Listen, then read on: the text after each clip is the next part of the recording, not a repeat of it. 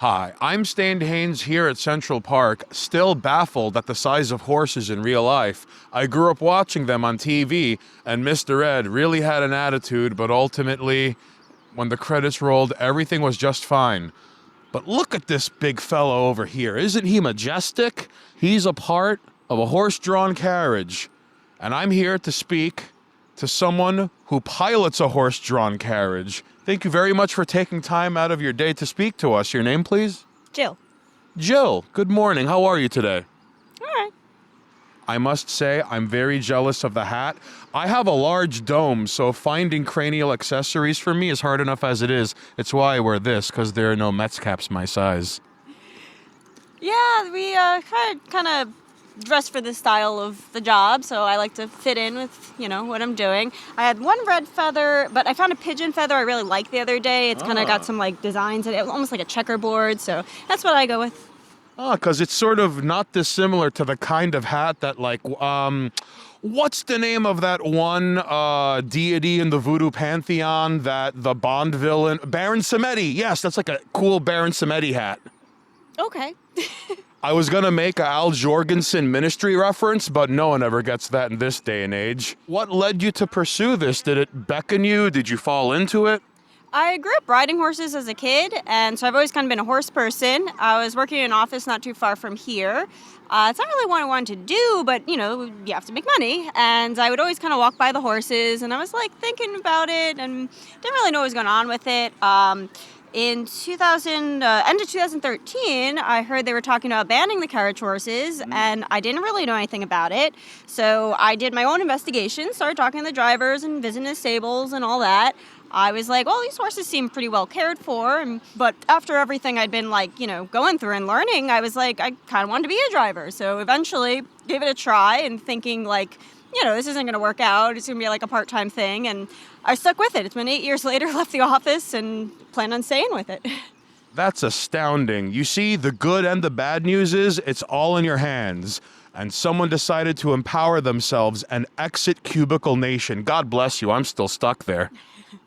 Yeah, it's working out. Business, I don't make as much money as I used to, so business isn't as great as it should be. Partially because of the pedicab guys out there. They're all unlicensed and taking business from us because they mislead tourists about what we have to offer before they can get to us. But if it wasn't for that, it'd be a lot nicer out here. How long has this been going on for?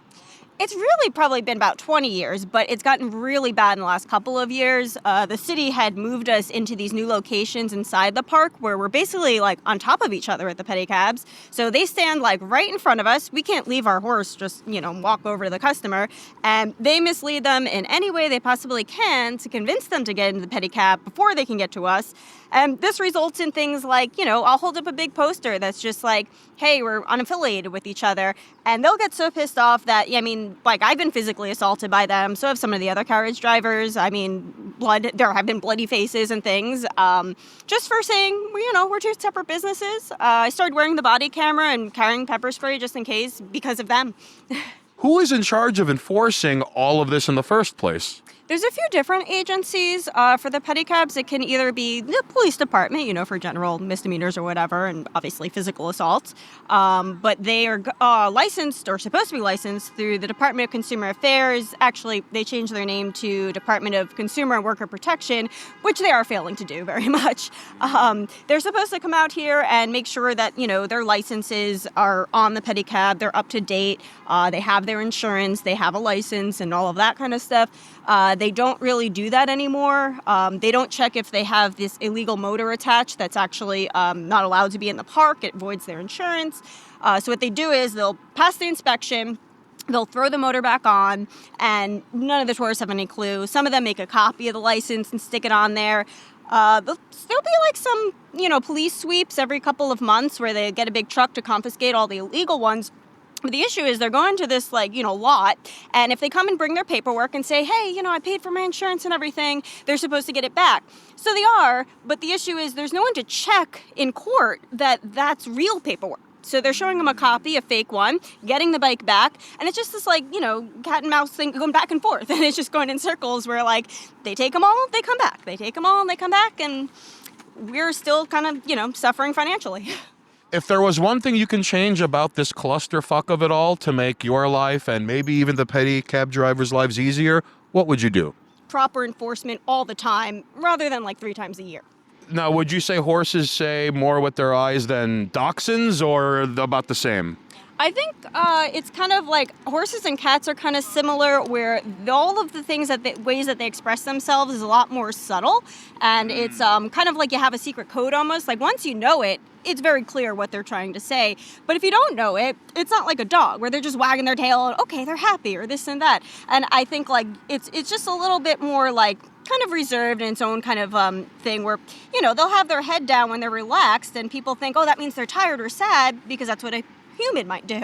But it's actually kind of the opposite, where when a horse is relaxed and happy, they're going to have their head down. And so it's just sort of this like misrepresentation they get a lot of the time from people that aren't hanging out with them constantly. He was actually taking a nap the other day. The sun was on him. He's like, this feels nice. So he started to take a nap. And this girl just goes, that one looks sad. And I'm like, he's sleeping. Do you like sleep with a smile? Like what do you want from him? So we do hear, misconceptions pretty commonly. Do you have any closing words, comments, thoughts, or remarks you'd like to give to the ladies and jerks at home watching? All our carriage drivers in the business love their horses. That's why they're here. And we would like to just have a simple life, just driving carriage happily, no pedicab issues and all of that, and, come take a ride with us and learn about, our whole bond here and come see the park. And remember, if you ever see a horse looking down, that horse is probably thinking heavyweight things like, you must wrestle with every werewolf that comes to your door, for to pass through something forever outweighs passing around it. And if they're thinking that, don't go, that horse looks sad, because it probably isn't, and you're interrupting that train of thought. And I'll spare you the David Lynch quote about the terror of forgetting a good idea. Thank you so much. No problem. You're welcome.